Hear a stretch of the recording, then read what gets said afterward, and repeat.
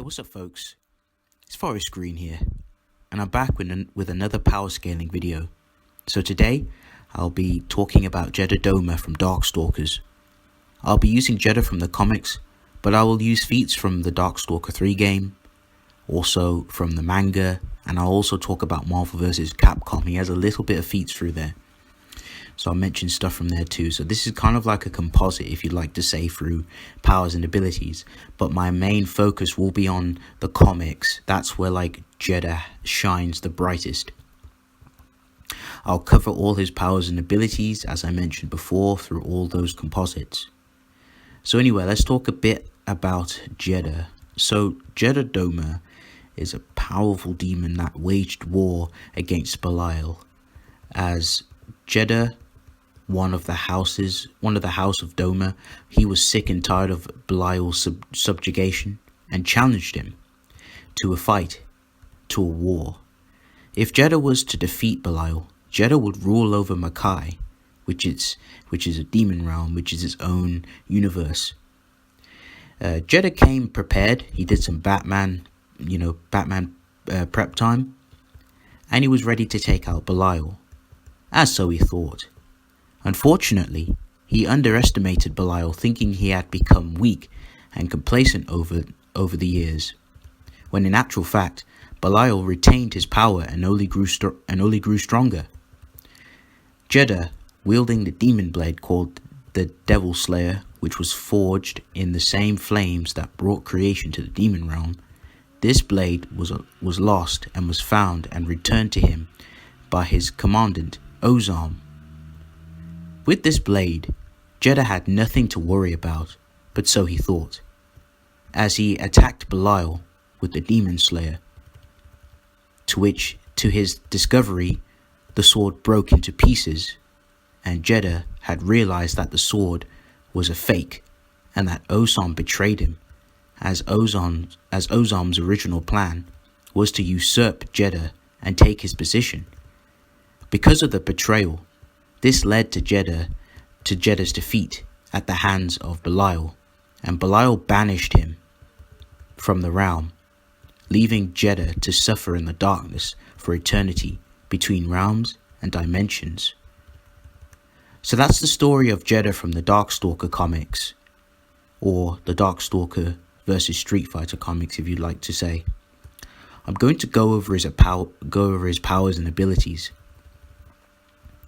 But before I do that, I need to cover his AP and durability. So for Jedah's attack potency and durability, he is around Universal Plus.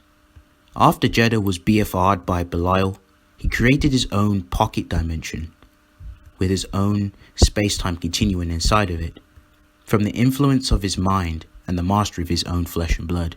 This is easily Universal Plus. Now, on to speed. Jedah has immeasurable speed, if not at worst, inaccessible speed. Now, there are two statements. I will go over those statements individually. I will cover inaccessible speed. The first statement for inaccessible speed, he states that outside of time, he drifted for hundreds, thousands, if not millions of years. During that time, he was crafting his body and, of course, his blood manipulation. That is easily an inaccessible speed feat. Now, the immeasurable speed part for Jedah is where he sheds more light upon the previous statement. So he says here verbatim, "My time spent outside of space and time allowed me the opportunity to take complete control over my blood and form." Since he is outside of linear time and not affected by time's jurisdictions, this would grant you immeasurable speed naturally. Now that's out the way, let's go on to his abilities. Jedah has a list of amazing abilities. I will cover his most iconic abilities that he likes to use. So Jedah has amazing blood manipulation. He constantly has blood bleeding from his body and uses his or his own enemy's blood to his advantage. He can create blood constructs such as giant blood hands to capture his opponents and have his way with them. He can create blood shields to block attacks. He can also use his blood to create clones or perfect bodies out of them and shapeshift. He can drown his opponents in his blood. He can create blood constructs to trap you in a blood whirlwind which rips you apart until you are nothing but bone. He can shoot blood constructs from the ground and catch you off by surprise. He can trap his opponents in blood bubbles and seal them inside them, so it's a form of sealing.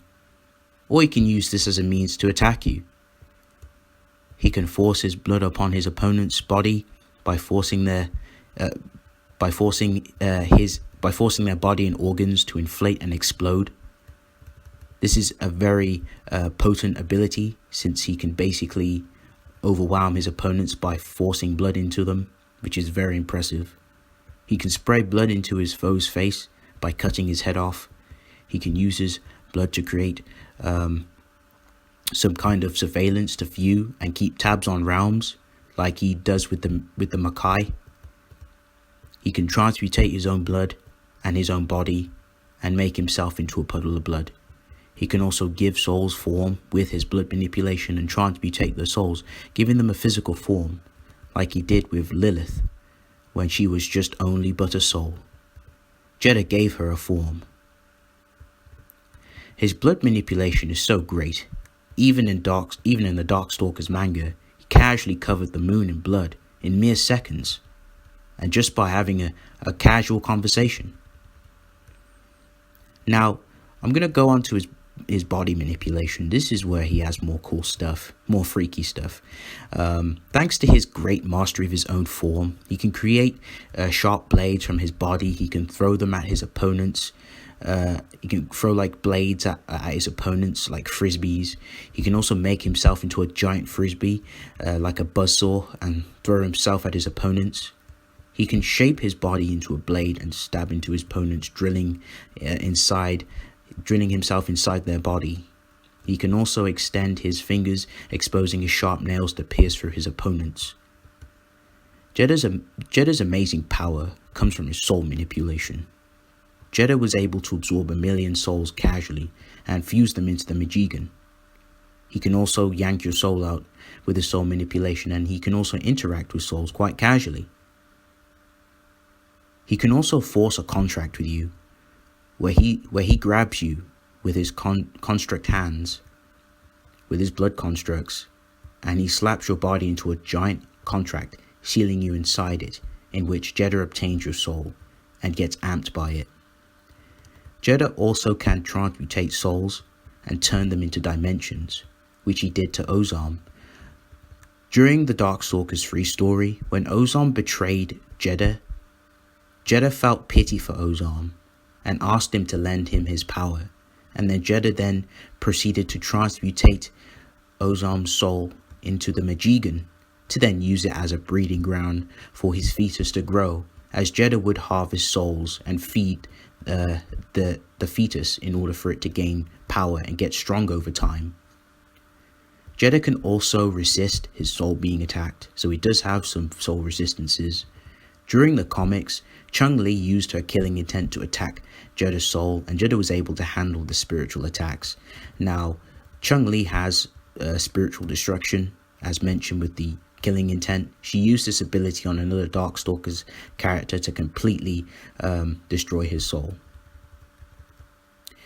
Jedah also has mind manipulation. He was able to assimilate Pyron's mind, which caused Pyron to become weak. Jedah viewed Pyron as mental food, which is bad for Pyron, as Pyron had no idea his mind was being feasted upon by Jedah. Jedah also was able to send his mind back into the past to communicate with Anankeris's people, which Anankeris was afraid of Jedah's message. This shows that Jedah can even communicate and even mind screw people in the past if he so wishes to. Jedah also has resistance to mind manipulation. Anita attempted to enter into Jedah's mind, but it was closed off because his soul was just too strong. Jedah smiled at Anita, saying his mind is not so easily penetrated, and gave her a nasty feedback, causing her harm. Now onto equipment. He can create a scythe and use it in combat. He can use his body as a weapon, as I mentioned prior. He can also summon the Shintai, which is the fetus god, which is basically a giant fetus, which can absorb chi, energy, souls, and he can basically, the fetus can consume them to become stronger. He can also create portals and go into different dimensions. In Marvel vs. Capcom Infinite, he was able to basically use his own blood as a form of transport and a form of teleportation in a sense. So he could, use his blood as like portals to go to different dimensions. And Jedah, of course, is also capable of flight, which is pretty cool. Jedah also has Type 1, Type 3, and Type 8 immortality. Jedah is over 6,000 years old and is unaffected by his age. He can survive from conventional attacks like having his arms ripped off, his body filled with blood, all kinds of brute force trauma to his body. And this dude was fine. This dude cuts his head off for fun and regens it back instantly. This dude even mocked the rest of the Street Fighter and the Darkstalkers cast when they tried to harm his body. He states, verbatim, "Do you really think spilling my blood will accomplish anything?" Jedah is linked to the sacred entity. This is where the Type 8 immortality comes into play. This entity will continue to resurrect Jedah until his mission is complete. This happened to him even when his soul and body was completely destroyed, when Ozam tricked Jedah, which caused Jedah to absorb too much energy and too many souls into his body, causing his soul and his body to be ripped to shreds. And despite all that, he came back a century later to confront Ozam. Unfortunately, this Type 8 immortality does take too long to kick in, so it isn't very, as you would say, combat applicable. Jedah has a high degree of self-sustenance. He can survive in space just fine, such as when he was tossed out of the demon realm into an empty void and he was chill. He does not need water, food, nor rest to sustain himself.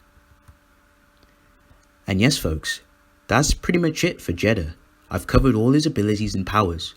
The only things I have not covered is his skill and his intelligent feats. He does have some weaknesses, of course. He's very easily thwarted, and he's quite naive, and he can be very arrogant. But that's all I can give you for today, folks. I hope you guys enjoyed this power scaling video. Universal Plus level Jedah. You can argue like Galaxy level if you talk about like the Darkstalkers games, despite the fact I do disagree with Galaxy level. I think that's downplay. At best, he should be universal in the game, but like that's just down to you. But I have him at Universal Plus, immeasurable, if not inaccessible speed, and all the crazy abilities he possesses. Yes, folks. Let me hear your thoughts down below. Forest Green, out. Peace.